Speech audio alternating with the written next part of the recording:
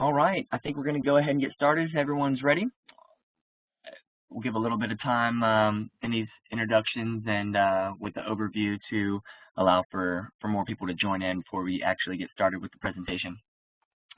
First off, I just wanted to say good afternoon and thanks for taking time out of your busy schedules to be a part of this year's 2021 Pollution Prevention Summer Webinar Series. This is the first of 3 webinars that we'll be having for this series, and this one is entitled Legislative Updates. This webinar is being put on by the Tennessee Green Star Partnership Program in collaboration with the Tennessee Department of Environment and Conservation. My name is Caleb Powell, and I'm an environmental scientist for the Office of Policy and Sustainable Practices at TDEC, and I'll be hosting the webinar today and throughout this series for all of our wonderful speakers. Let's see here. Everyone is muted upon entry to reduce the amount of background noise, but if you have questions, comments, or concerns, feel free to ask those in the chat, and I will work on getting those answered. We're hoping to get a lot of audience involvement throughout this. And then you can also raise your hand. There's a little hand emoji at right below or right above the chat function. And if I see that, then I can unmute you and you can ask your question if you'd rather that than get through the chat. I'm actually sending a message right now to the chat box to everyone so you can see where that is. Hopefully that'll pop up in the right bottom corner for you. There is a drop down box right there to see who you're sending it to. Make sure if you just want it to be just to me, make sure it says either all panelists or just the host so that I can see that message. If you don't care who sees your question, you can just do all participants. So to give you an overview of what we're going to be covering today, this webinar will be highlighting legislation that is passed during the 2021 legislative session that impacts the Tennessee Department of Environment and Conservation and that could potentially affect the manufacturing sector. So our speakers will also be discussing legislation that may be on the horizon for the 2022 session. This information will prepare your facility and facilities for regulation changes and hopefully make permitting easier in the long run. So at the end of this presentation, we hope to have a lot of questions that we can hopefully answer. And then also I'm going to be summarizing the next 2 webinars that we'll be having. One of those being next week, and then the next one being the week after. So I'll put the registration link towards the end of the presentation during the question portion of the presentation so that you guys can register if you aren't already registered for the rest of the webinars in the series. Our presenters have a wealth of knowledge and experience that will help us better understand the bills that were passed this year, the ones that were proposed but not passed, and then what that means for you. So I would like to welcome Horace Tipton and Blair Beatty.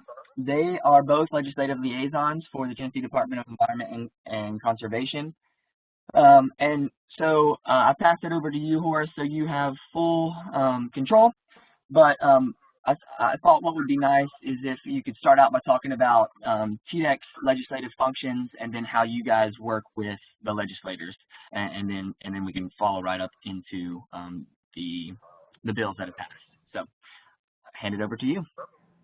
Yeah, appreciate that, Caleb. So like Caleb said, I'm Horace Tipton. I'm one of TDEC's legislative liaisons. Blair's here, and I'll turn it over to her in just a second. She is our other liaison department. Like Caleb said, we advocate for the department at the General Assembly.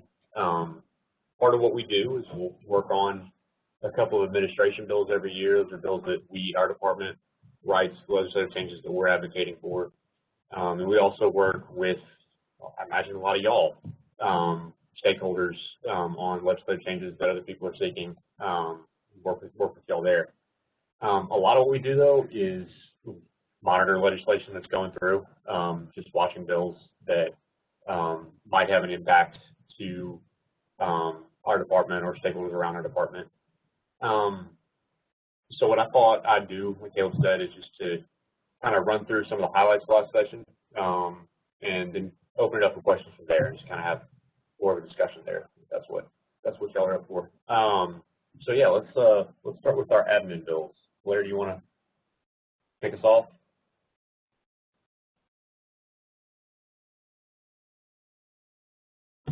Can you hear me? Yeah, okay. I can hear you. Perfect. I'm hoping everybody else can. Yeah, for to run through our administration bills, we actually had 3 last year, but only 2 were really relevant to this group. The first being House Bill 90, Senate Bill 742. Our services for this bill were Senator Yeager and Representative Dennis Powers.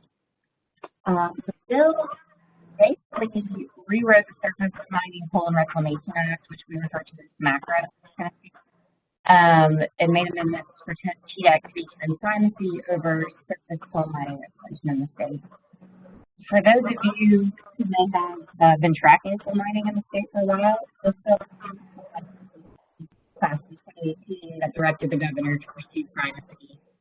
Right now, Tennessee is currently the only state that's regulated by the federal program under the Office of Surface Mining Regulation and Enforcement. In order to be granted primacy, the federal government will have to determine that our state program is at least as stringent as the federal program and that we have the financial capability to administer it. The bill became effective back in June. It's now Public Chapter 548, and it is still being reviewed by the federal government, so a majority of the provisions in that bill will not take effect until we receive their approval. The second bill we had was House Bill 91, Senate Bill 740, and our sponsors for this bill were Senator Frank Nicely and Representative Chris Hurt. This bill made changes to loan terms offered under our Drinking Water State Revolving Fund and was signed into law in April as Public Chapter 79.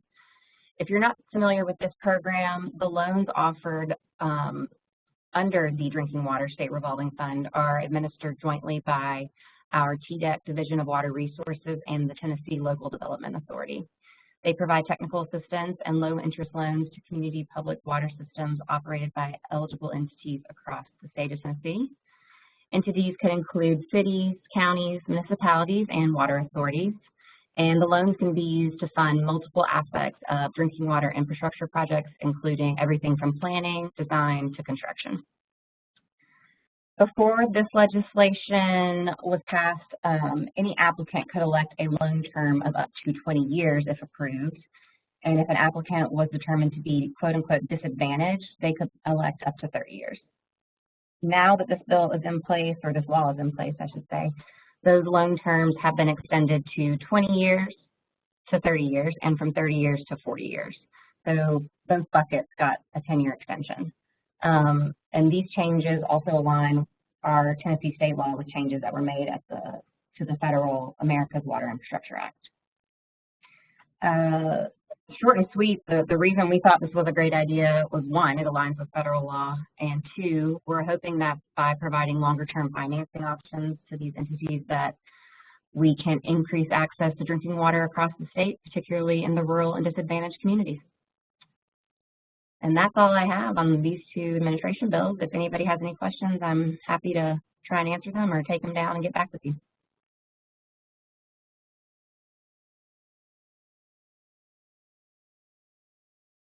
All right. Thanks, guys. So this next slide, we have some of the bills that passed this year. This is by no means a comprehensive list. So there are a lot of bills passed every session. This is just a few highlights of some of the bills that passed in the kind of environmental regulatory space of last year. First one, I'll talk about the HB 227, SB 1049. That is now Public Chapter 208, and that's by Representative Vaughn and Senator Sutherland.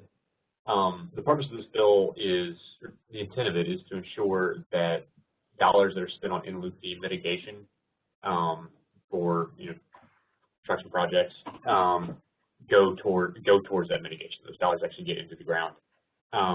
What the bill itself does is give a little more oversight over sponsors of in-loop fee instruments to the department by giving the department the authority to enforce if the sponsor fails to complete land acquisition and initial biological improvements by the third full growing season. So again, that wasn't one of our bills. That was one of the General Assembly. That was one that was originated over the General Assembly. It was one we were happy to work with them on. The next one would be HB 586, SB 428, and that's now Public Chapter 99 by Representative Marsh and Senator Yeager. This one also kind of dealing with the SRF loan program, but instead of the drinking water, which is what our admin bill dealt with, this one concerns the clean water SRF program. All this bill does is expand eligibility for clean water SRF loans to privately owned for-profit wastewater treatment facilities. Next one is the CPACER bill, HB 667, SB 795 by Representative Freeman and Senator Rose.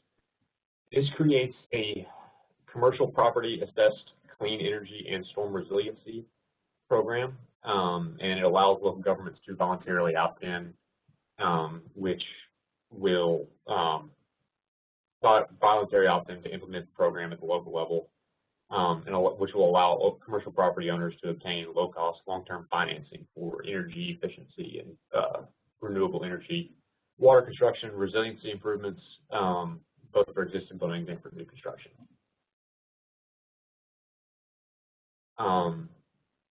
Next bill,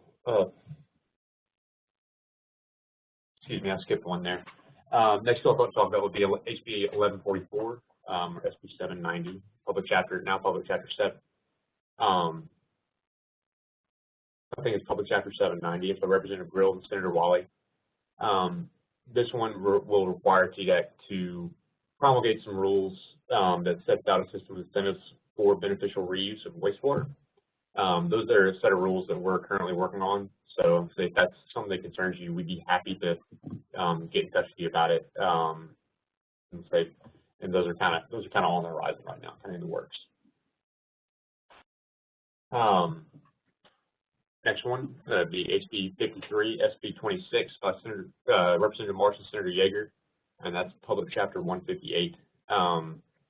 This one, it extends a temporary tax on bottles and soft drinks, as well as barrels of beer, for an additional 6 years. This is a tax that I believe TDOT uses for the prevention and collection of litter.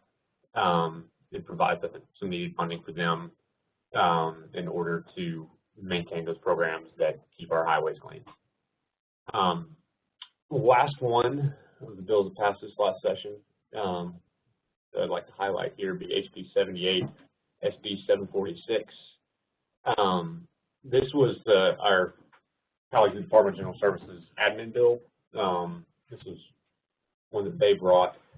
It's a pretty lengthy bill. It makes some various changes to the Paperwork Reduction Simplification Act, which aren't necessarily relevant for this group, but what is of note here, the bill removes some limitations on state entities entering into energy performance or guaranteed savings contracts. So that's currently, I know, is a pilot program, or was a pilot program before the bill passed, which limits the scope of the contracts and caps the number of those contracts at 5 statewide.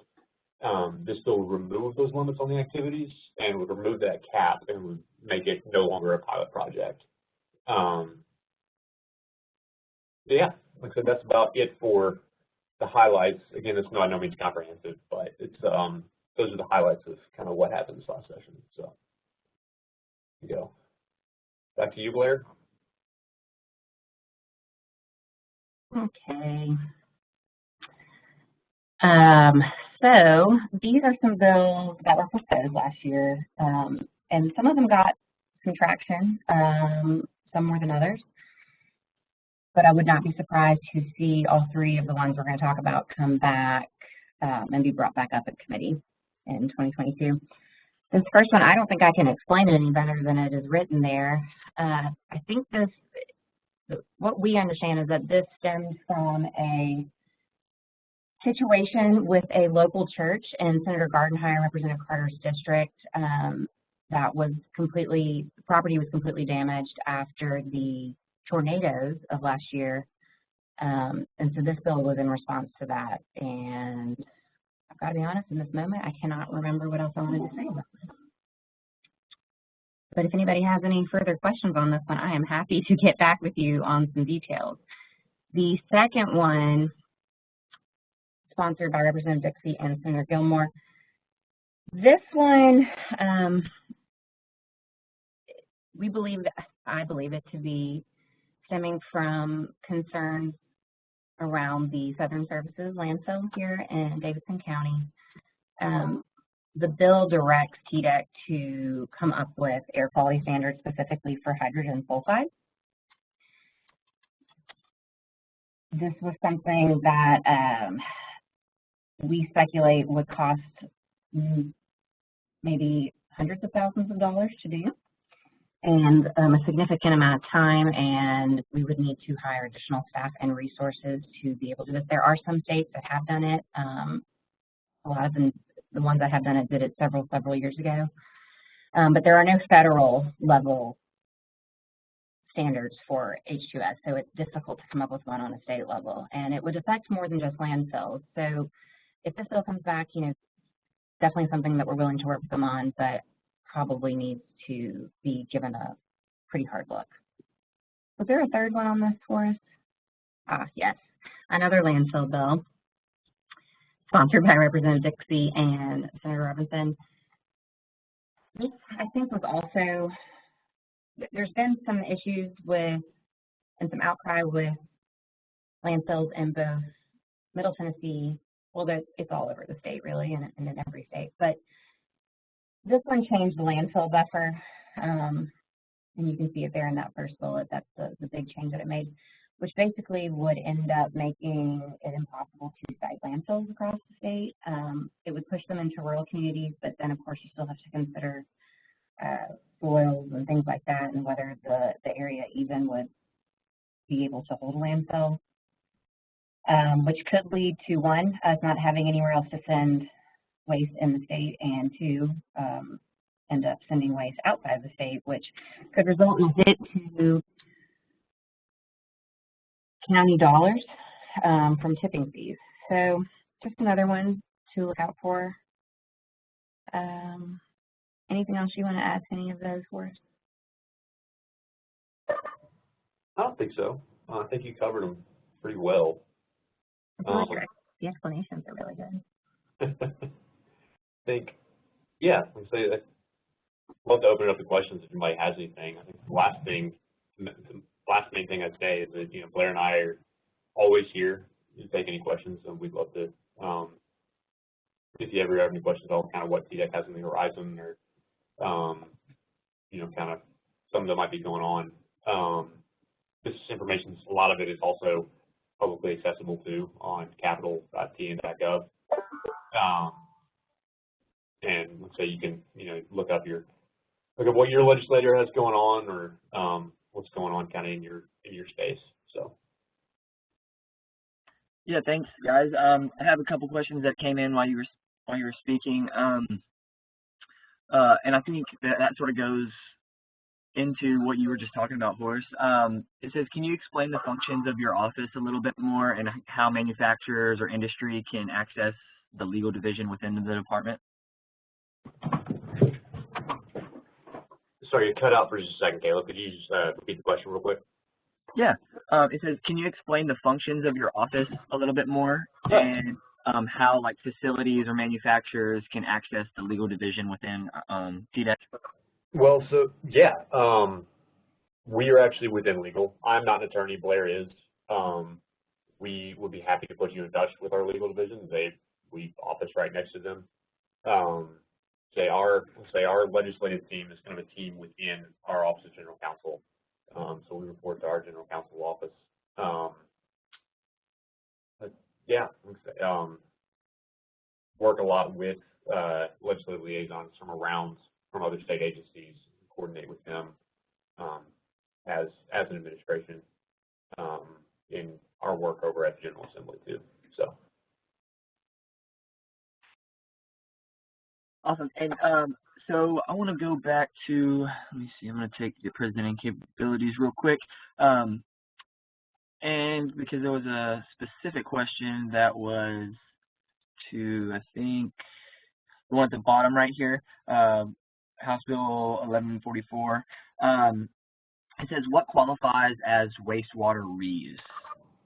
Yeah, and I got this question from Jeremy as well. I don't know if I just sent it to you. So that wastewater reuse is, I think, one of the things that is being worked on in the rules. Wastewater, this bill is targeted more at land application systems that you might see in developments, and kind of incentivizing the beneficial reuse of the wastewater there, and kind of, new technologies, incentivizing.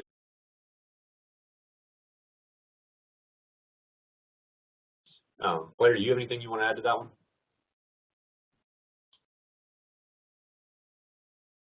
I don't think so, Horace. I think maybe you cut out there at the very end. You might have missed just a little bit of your statement.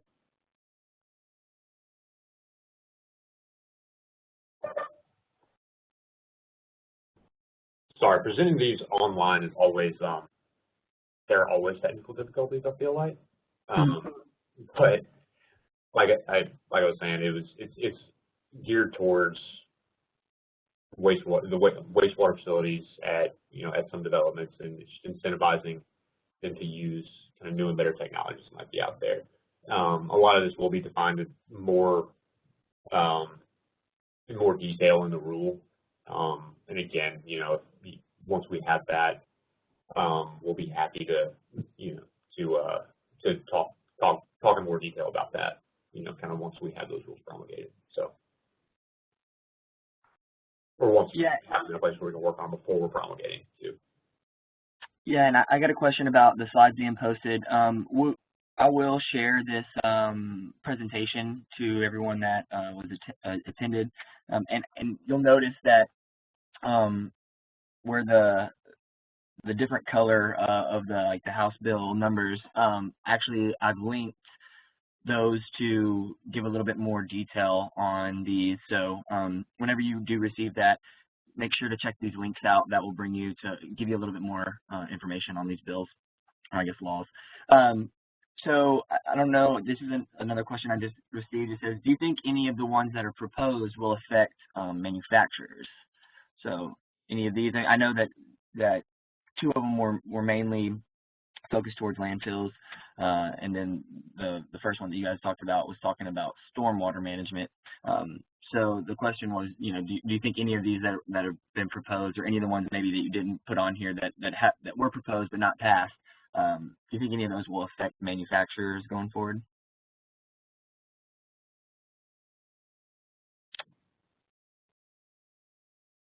I will jump in really quickly. The one that I think would have the biggest impact if it were to go forward in its current form would be House Bill 0546, the H2S standards.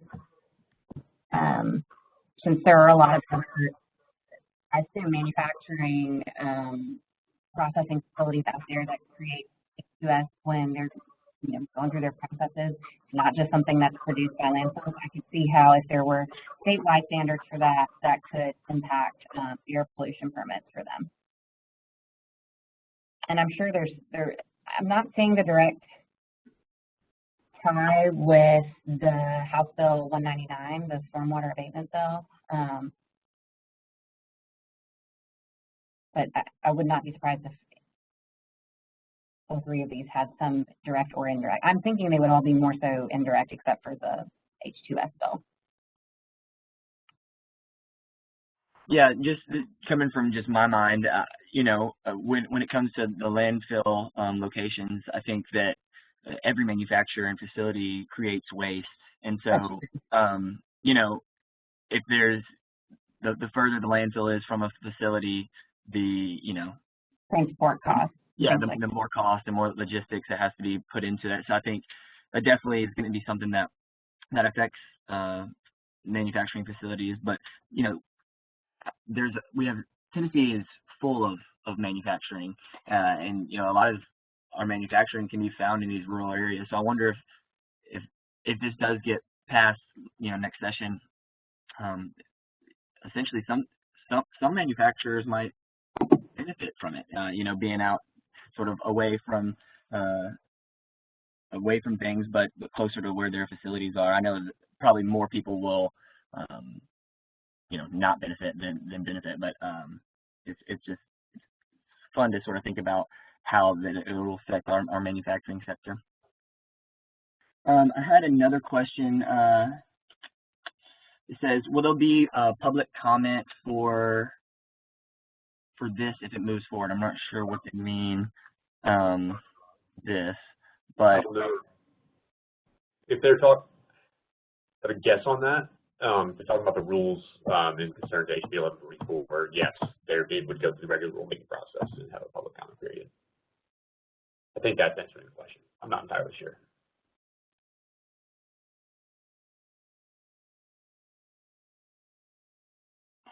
Yeah, and so if anybody has any more questions, I'm not seeing any at this point, but send those in the chat box. We'll get those answered. So this is just a question for me, Horace and Blair, is I'm sort of ignorant when it comes to the whole legislative process and the sessions.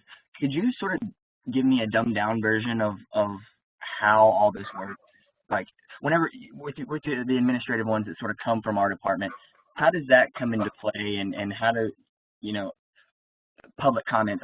I'm not even sure when that comes into play with the sessions. Could you sort of just give me a rundown of an elevator pitch, if you will, of the sessions and how the legislation goes? Sure, I can take that one. The public comment process is more comes into more play with rulemaking, which is when our department creates when our department promulgates regulations, there's a Uniform Administrative Procedures Act process that we go through that includes the public comment process that we facilitate engagement from stakeholders there. As far as the legislative process goes, kind of backing up before it, because you asked about our administration bills. When we bring a bill, we vet it extensively. That's what a lot of what Blair and I do this time of year, is work on proposals for the next session and run it up the chain. As we do work, we are in government here, run it up the chain to have discussion with the governor's office about it, and have discussion with the leader's office as well, because ultimately the majority leaders in both chambers carry the governor's administration package. Once we get our legislation vetted and worked out through that process, and talking with the leader's office and the governor's office, it'll become part of the administration bill as part of that. It's part of the governor's package. That's kind of where session starts there. I guess the brief kind of schoolhouse rock elevator pitch on how the legislative process works. Of course, the member will file a bill. It will go through the committee process. At that point, there's opportunity for public engagement there, an opportunity to discuss that with the members, with members ahead of it going, even the opportunity to discuss it with the members that filed it ahead of it going to committee, which is the first step for it. Oftentimes, it'll go through a subcommittee. There, the members will discuss it. They'll sometimes take comment from the public and from stakeholders in that committee meeting. And they will either pass it there or it'll fail there. If it passes, it'll go through the full committee, kind of the same process, and then on to the chamber. Of course, it has to pass both chambers.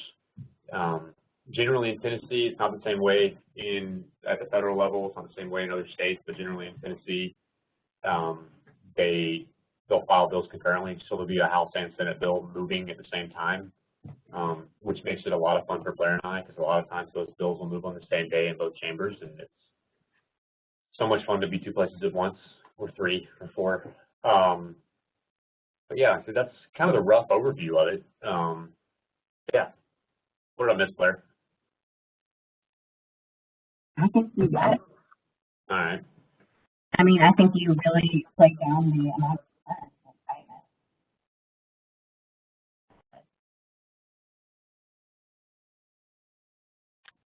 Just got another question. It says, oh, somebody wants some insider information. It says, do you have any insider information on bills that might be coming this next session that could affect manufacturing? We don't right now.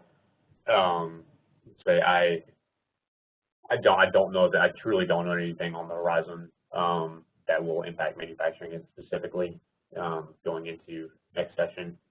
I feel like we're still pretty far out, and from what I've from some of the members is that this is kind of the time of year when they're starting to consider what bills they are disposing and carrying. So between now and December, January, I feel like is when they'll really be taking a look at this. And that's one thing you can do is kind of monitor capital TN, capital.tn.gov for wealth of information for bills that are filed, and be kind of looking out for something that looks like it might impact, impact your business. If you ever have any questions on kind of, where TDEC is on it, or where TDEC is on it, or what the bill does, and again, Blair and I are always here. There's our contact information. So. I got one more question. It says, is there anything happening at the federal level that you guys have seen that could influence legislation coming down the pike in Tennessee?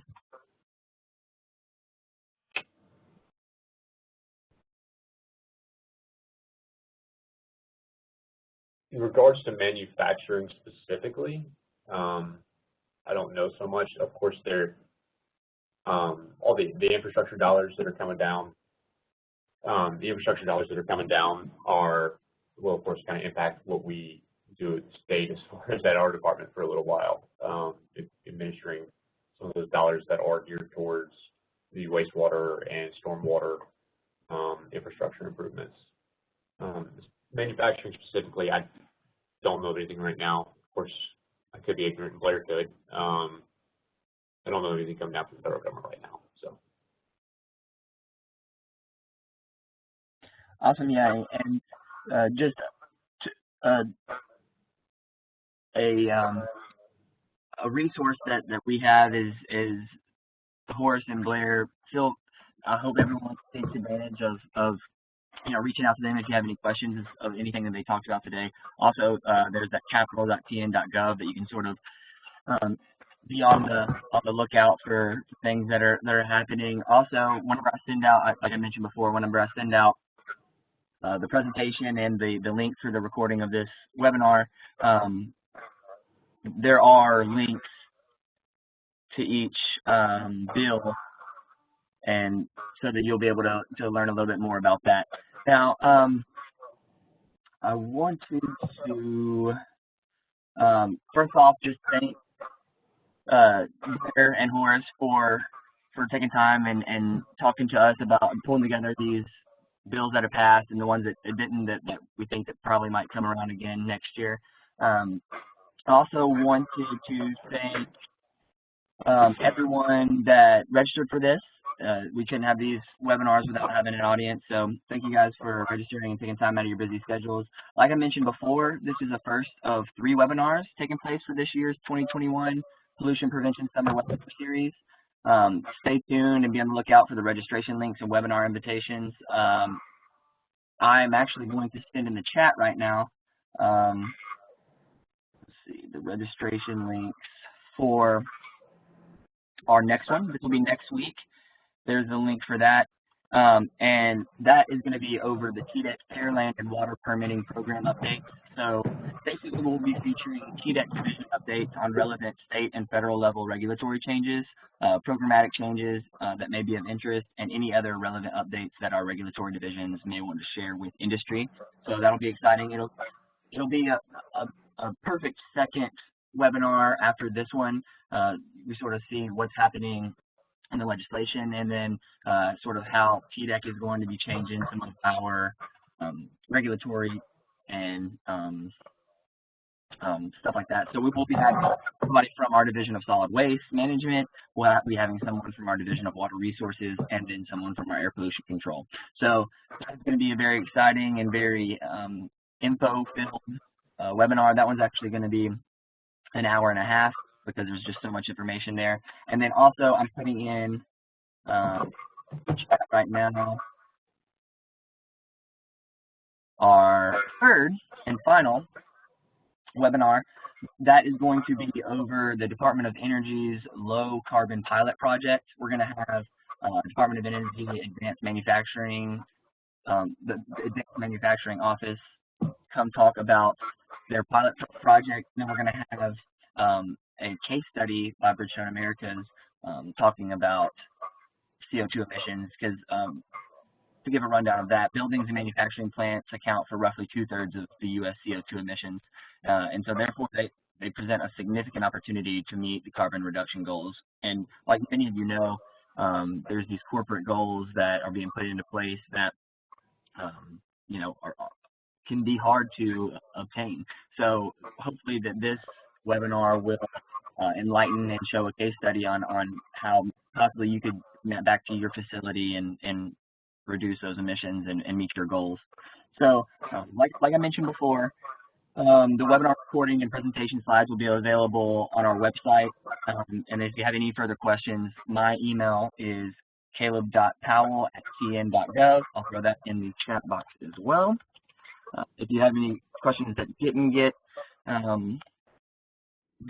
answered during this time, and you have those, you can send those to me, and I'll work on getting those answered and sent back to you. Next week, I will have the link to this recording and all of the slides available for you guys. So I hope that everyone learned a lot. Thanks again to Horace and Blair, and everyone have a great rest of your week. Thanks, y'all.